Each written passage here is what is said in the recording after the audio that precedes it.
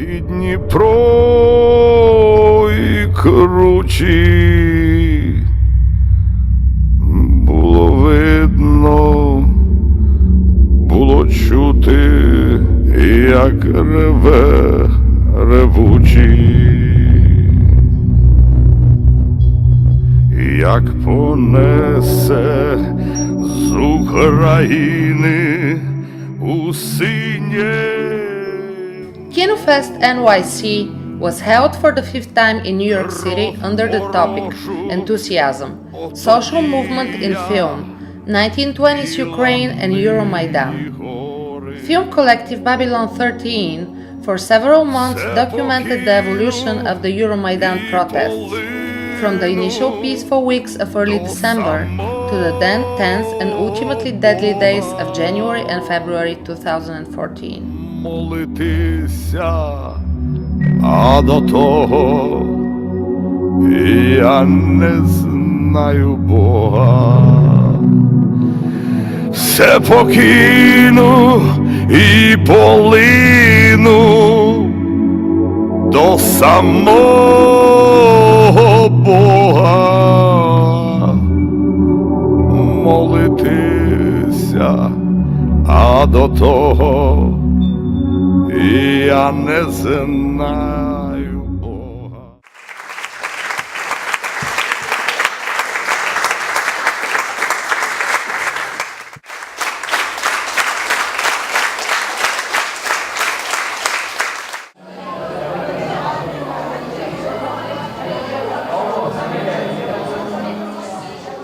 Kinofest NYC started, we had our first festival in 2010, so this is our 5th year of doing it. It started with the conversation bar between myself and Andrew Kotliar, who's the director of the festival. He had been screening in Philadelphia, Ukrainian films on a monthly basis. And when he moved to New York, he had the idea of doing a film festival. And I had ideas of pairing films from the former Soviet Union, not just Ukraine. So we actually have shown films from other countries, in that area, because there's so many parallel stories, there's similarities and differences. So the idea was like, let's create a dialogue, and New York's a great place to bring all these different kind of people together because they're all here. So that was kind of the ideas, and it's been interesting. We've done, I think, brought some interesting work here that people otherwise wouldn't have an opportunity to see or interact. It's also about creating a space for interaction. It's an interesting opportunity to be able to see films from Eastern Europe and from Ukraine and Russia, and this is my first time here, so it's been a very interesting and enlightening evening. Thank you for inviting me. I believe in this case it was necessary because I was there for a month in December and there was nothing happening, there was no movement, and the circumstances, Yanukovych's background, he's the kind of person who acquired power through force, and he's not a person who understands democracy or diplomacy. So when you're dealing with a person like that, the only thing that he understands is violence, is a physical force. And if you look at the sequence of events of how his regime started crumbling, it is when the violence started happening and when there was a physical pushback that they started making compromises, and only then. So it started when they passed the dictator laws where they stripped a lot of rights away from people. So I felt that there was no choice, if I had been there, to live under those kind of conditions. It was either we fight back or we live as slaves. So, I think it was an easy choice for most people in Kyiv. Yeah, well, it started peacefully and it escalated. So it's, I think that it was just, I guess, part of human nature, what you do in that kind of a crisis. It's just how you respond. So I don't know. I wasn't there for the I guess most of the revolution. I went afterwards, so I don't have as much information for you. Це почалось буквально одразу після того, як відбулись події на наступний день, після того, як було розігнано побито студентів. Мирний протест був розігнаний в нас на Майдані. І, власне, ми почали працювати і працювали кожного дня, знімали. Десь було там по 3-4 групи працювало на Майдані і на всіх там активних місцях, де це все відбувалося. So when the peaceful protest was kind of broken up with police beating the students and other people, at that point we started shooting. And basically there were several crews working in the most dramatic places of events since then. Да, это было с 30 ноября вечером. Мы собрались и поняли, что наша задача показывать все, что происходит, записывать и показывать. We started on 30th of November, and we just realized that our goal and our duty is to show to the world everything that is happening in Ukraine. Україна повинна об'єднатися, її має об'єднати, власне, в першу чергу саме це прагнення змінити на країну на краще, подолати корупцію. Як не дивно, це є взагалі-то причиною, чому справді, якщо щиро йдуть люди там на тому ж Сході виступати. Єдине, що зараз все ж таки дуже така складна ситуація і, як би мовити, ця вся напруга, вона інспірована певними політичними силами, які намагаються все ж таки залишити Україну в тому стані, в якому країна знаходилась останні 20 років, і це страшно. Well, in Ukraine, both in the West, in the East, and in the center, people are fighting against corruption. So even in the East, people are fighting against corruption, not against Ukraine be together. So, and these conflicts, they're like totally inspired and provoked and scripted by certain political forces. So it's not naturally happening. Фільми можна побачити в інтернеті. Це ми маємо на YouTube канал Babylon 13, він легко знаходиться. Ще ми знову ж таки викладаємо на інших платформах, Vimeo, наприклад. Зараз приблизно 20 чоловік працює над Вавилоном, коли там на інтенсивний період, то там під 50 чоловік працює. Ми зараз намагаємось все ж таки продовжити наш веб-док, саме інтенсивно знімати всі події, які відбуваються вже не в Києві, а на Сході, там, на півдні країни. You can find our stuff on Vimeo, on YouTube, especially on YouTube. There's, special channel on it, so you can see it. Right now we are having like about 20 people working, but when it goes very crazy, we have about 50 people working. And now we are continuing to following the events, and we are going to shoot in Eastern Ukraine or whenever events are taking place. Очень сложный вопрос. Я надеюсь, что не я в центре событий, а те события, которые происходили там, сейчас в центре событий, а я просто их ретранслирую так, как я их увидел. Только об этом. Ничего. It's hard to say.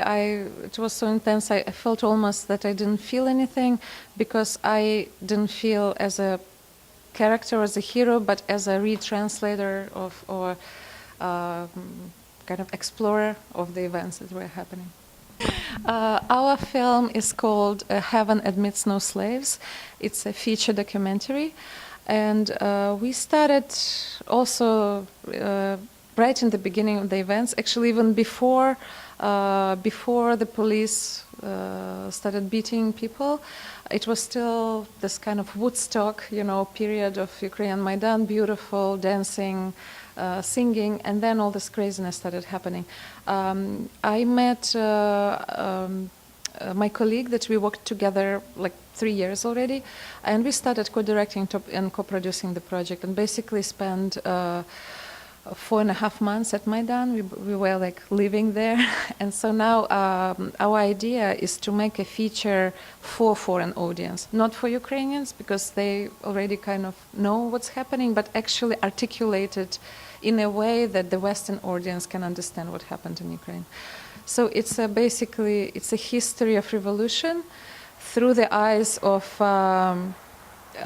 this common people, common heroes, people who started as like regular people and became heroes, and like basically we are showing this period, what took them so far, what made them change so much, and what are deep historical reasons for that.